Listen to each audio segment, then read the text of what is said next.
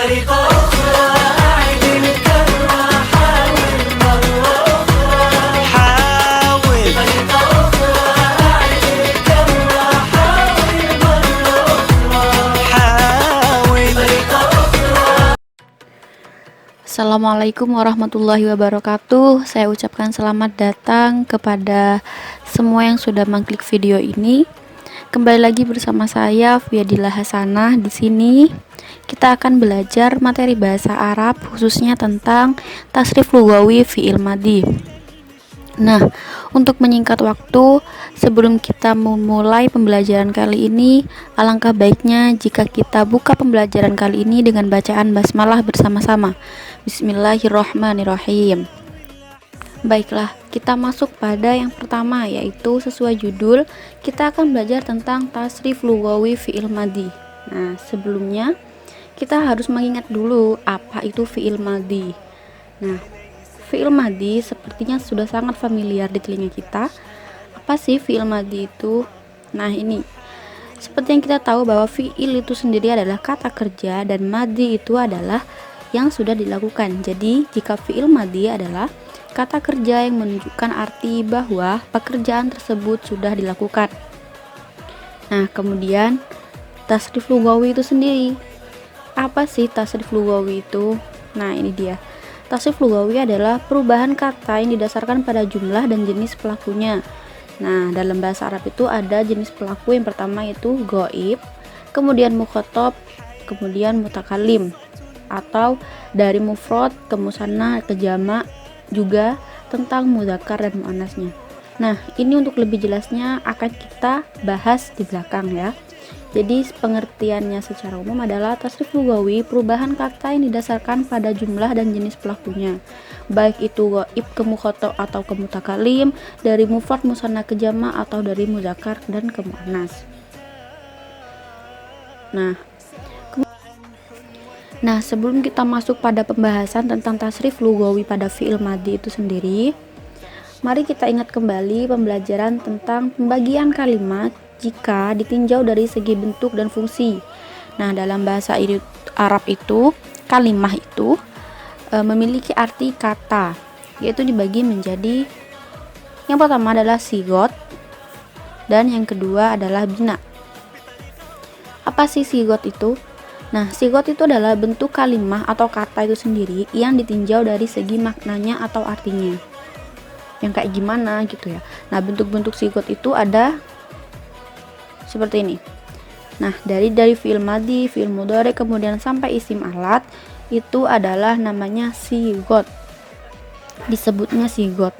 Nah, kemudian yang kedua adalah bina. Bina itu adalah bentuk kalimah atau kata yang ditinjau dari segi huruf atau tata letak hurufnya itu sendiri. Nah, seperti apa sih bina itu?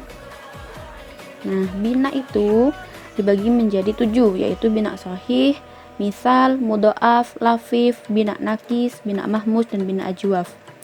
Nah, yang akan kita pelajari adalah seperti apa sih ciri-cirinya bina yang di sini jika nanti fi'il madhinya ini ditasrif menggunakan tasrif lughawi seperti itu.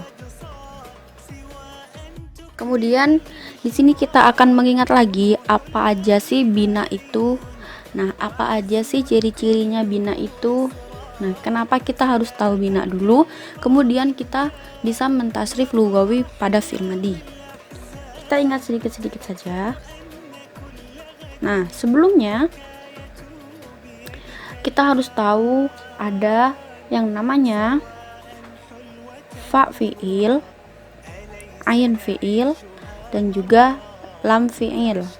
Nah, fa'ala itu akan menjadi satu dasaran untuk kita memahami nanti, oh kata ini ain fi'ilnya ini, kata ini lam fi'ilnya ini. Jadi semua kata itu akan didasarkan kepada fa'ala, yaitu ada fa fi'ilnya, ada lam fi'ilnya, dan juga ada ain fi'ilnya.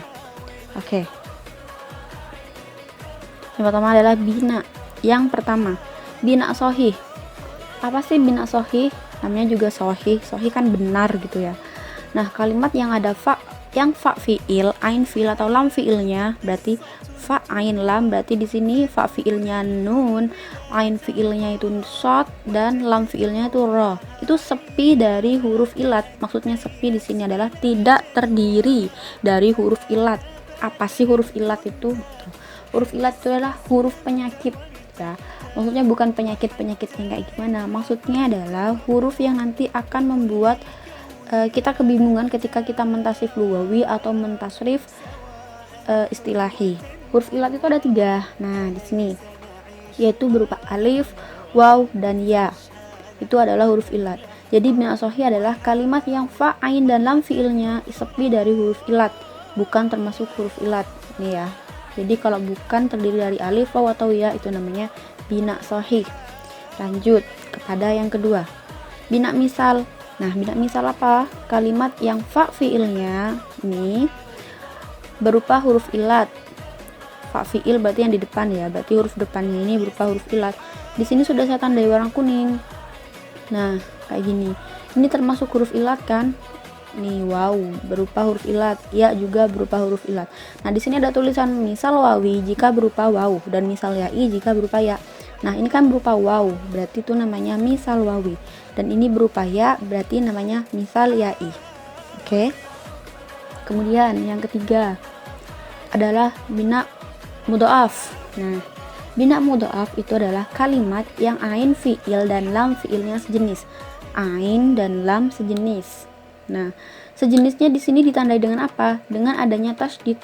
Tasydid itu apa sih? Tasydid itu kan untuk menyatakan bahwa hurufnya itu double atau sama. Jadi contohnya maddah. Maddah ini kan asalnya madada. Karena kalau kita menyebutnya madada itu merasa kesulitan, jadi sama orang Arab tuh langsung ditasydid, jadinya maddah. Nah, sejenis karena ini danya ini sendiri adalah ain fiil dan lam fiil. Ma-nya ini adalah fa fiil. Lanjut kepada yang keempat, yaitu bina lafif. Nah, bina lafif adalah kalimat yang fa dan lam fiilnya berupa huruf ilat. Fa dan lam fiil berupa huruf ilat. Fa dan lam fiil berupa huruf ilat. Fa sama lam ini kan jauh dipisah sama ain ya. Berarti namanya adalah lafif mafruk. Contohnya apa? Ini waqo. Nah, ini wa ini kan huruf ilat berupa fa fiil, ain fiilnya berupa ko, dan lam fiilnya berupa ya. Nah, huruf ilatnya di sini ada waw dan juga ya.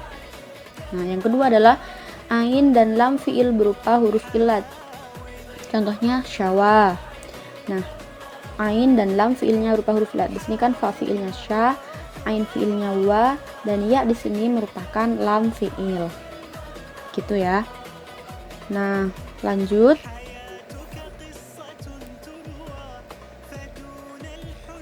Nah, kemudian bina nakis. Nakis sendiri adalah lam fiilnya berupa huruf ilat. Lam fiil berarti yang terakhir, huruf terakhirnya berupa huruf ilat. Kayak gini. Waza, roma. Huruf ilatnya kan berupa alif yang waza. Terus di sini yang roma berupa ya. Nah, yang keenam adalah mahmus, kalimat yang kemasukan hamzah sesuai namanya ya. Mahmus hamzah, berarti kalau mahmus itu hamzah pada fa, ain, dan lam fiilnya. Salah satunya berupa huruf hamzah, maka itu disebutnya bina mahmus. Seperti ini, amala, ini kan ada di fa fiil, sa'ala ada di ain fiil, kemudian nasya'a ada di lam fiilnya. Nah, yang terakhir adalah bina ajwaf. Bina ajwaf adalah kalimat yang ain fiilnya berupa huruf ilat. Kalau yang tadi adalah yang fa fiilnya, kemudian lam fiilnya, kemudian fa dengan lam, kemudian ain dengan lam. Nah, sekarang ini yang di tengah-tengah aja. Yang ajwaf itu berarti yang ain fiilnya berupa huruf ilat. Di sini contohnya sona, kemudian ba'a. Ini huruf ilatnya yang berwarna kuning, ini juga yang di tengah. Nah, kayak gini. Sudah ya, saya kira penjelasan tentang bina itu tidak usah terlalu panjang karena kita nanti akan fokus pada cara mentasrif lugawi fi'il madi yang huruf akhirnya berupa huruf ilat. Nah, kenapa tadi saya itu menjelaskan sedemikian rupa bentuk-bentuk atau bina dari kalimat? Itu karena agar kita tahu nanti kalau kita mentasrif istilahi seperti ini, itu yang akan berubah adalah huruf akhirnya. Nah, huruf akhirnya itu nanti akan berubah, sedangkan huruf yang depan itu tidak akan berubah. Langsung kita masuk kepada contoh saja. Nah, di sini kita lihat ada dhamir-dhamir huwa sampai nahnu.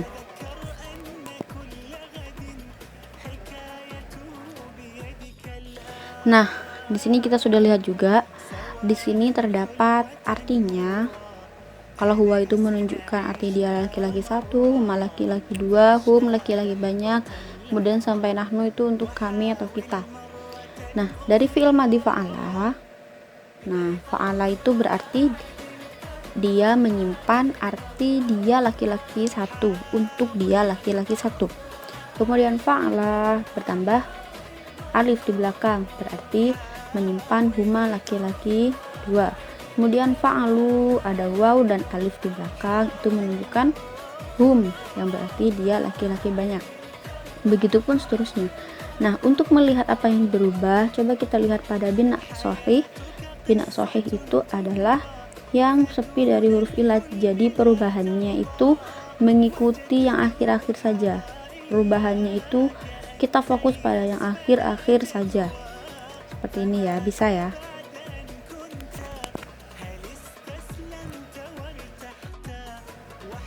Nah, kemudian yang kedua itu bina mudhaf. Bina mudhaf itu apa? Tadi bina mudhaf adalah yang ketika ain dan lam fiilnya itu sejenis, seperti madda. Nah, madda, maddu, maddat, madata, madad. Nah, yang perlu kita lihat di sini adalah perubahan pada dhamir hunna, dia akan kembali ke asalnya. Ke asalnya seperti apa maksudnya? Kan madda itu asalnya madada. Nah, ketika masuk pada dhamir hunna, dia akan kembali ke bentuk asalnya menjadi madada, namun huruf akhirnya itu akan disukun dan akan ditambahin na di belakang, jadinya madad. Nah, setelah dhamir hunna ini, maka tasrif ke bawahnya akan mengikuti sesuai dengan perubahan di akhir kalimatnya, ketambahan ta untuk anta, antuma ketambahan antuma, dan sampai nahnu. Sudah ya, jelas ya. Pokoknya yang saya beri tanda merah ini adalah perubahan yang harus kita ingat. Nah, kemudian yaitu tentang bina ajwaf wawi. Nah, ini kenapa namanya ajwaf wawi? Karena ain fiilnya itu berupa huruf ilat waw. Mana kok nggak ada wawnya, kan gitu ya. Wawnya itu kita tahu di sini, untuk mengetahui asalnya ini berupa waw, kita harus ikuti tasrif istilahinya. Nah, nanti kita bisa lihat di fiil mudhari'nya. Kan kalau sona itu ya sunu gitu kan, ada wawnya nanti di akhir. Berarti itu asalnya adalah sowana. Nah, di tasrifnya jadi nanti akan sama, mengikuti yang di sini, mengikuti yang sahih. Kemudian sampai di hunna, kok dia nggak ada wawnya gitu kan. Kenapa langsung nunnya ditasydid? Itu karena sunnah.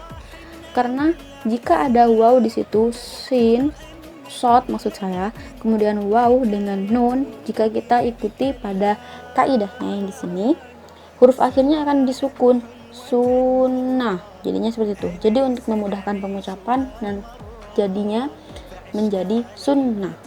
Seperti itu. Kemudian ke bawahnya akan mengikuti yang atasnya.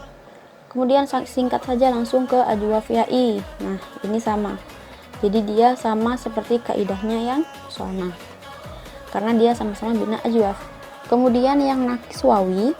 Nah, kenapa namanya nakis wawi gitu? Karena lam fiilnya berupa huruf ilat waw, mana ada wawnya gitu. Nah, kita ingat lagi, dikembalikan kepada fiil mudhari'nya, ghaza yaghzu gitu kan, karena ada wawnya di akhir kan. Nah, dari dhamir huwa sampai huma kita akan mentasrifnya biasa saja, sama maksudnya, sama pada huruf akhirnya. Nah, nanti kepada dhamir hunna dia akan kembali kepada bentuk aslinya, yaitu wazawa. Nah, ada kan waw di sini.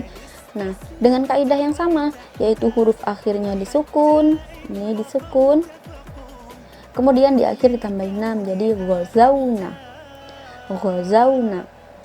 Nah, setelah hunna, maka yang lain akan mengikuti hunna, hanya ditambahi dengan huruf tambahan sesuai dengan domirnya di sini. Ini ya huruf tambahannya. Nah, yang terakhir sekarang adalah nafis ya'i, yaitu lam fiilnya berupa huruf ilat ya. Terlihat ya, rodiya, rodiya, rodiya, rodu, rodiyat, rodiyata, rodina. Nah, lihat kan di sini huruf akhirnya disukun kemudian ditambahin nun. Rodita, rodituma, roditum, roditi, rodituma, roditunna, roditu, rodina. Nah, seperti ini. Sudah ya, coba kalian perhatikan lagi. Semuanya akan berubah ke bentuk asalnya ketika dia berada pada domir hunna. Kemudian setelah hunna, mereka akan mengikuti pola yang sahih atau pola pada dasarnya seperti ini. Hanya saja ditambahi oleh huruf-huruf akhirnya ini. Nah, saya kira cukup sekian untuk pertemuan kali ini. Semoga penjelasan yang singkat ini bisa bermanfaat untuk kalian. Syukran ala musyahadatikum. Saya akhiri. Wassalamualaikum warahmatullahi wabarakatuh. بطريقة أخرى أعد الكرة حاول مرة